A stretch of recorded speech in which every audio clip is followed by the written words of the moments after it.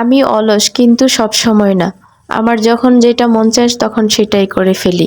Hello everyone, আসসালামু আলাইকুম। সবাই কেমন আছেন? আশা করি আল্লাহর রহমতে ভালো আছেন। আমিও আপনাদের দুয়ায় ভালো আছি। তো হঠাৎ করে কালকে রাত্রে মানে রাত ১০টা বাজে, তখন আমার মানে মাথায় আসলো যে ক্ষুধা লাগছে, কি খাবো কি খাবো। তো যেহেতু ঘরে কিছুই ছিল না, তো নুডলস গুলা মানে পাস্তা গুলা অনেক মাস যাবত পড়ে আছে, কেউ রান্না করে খায়ও না, কেউ রান্নাও করে না, কিছুই করে না।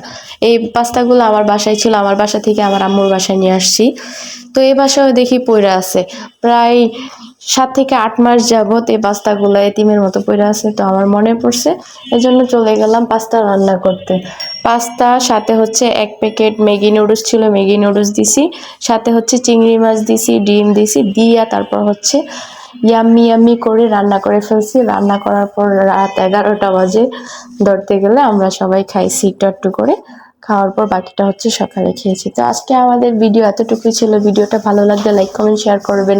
আল্লাহ হাফেজ।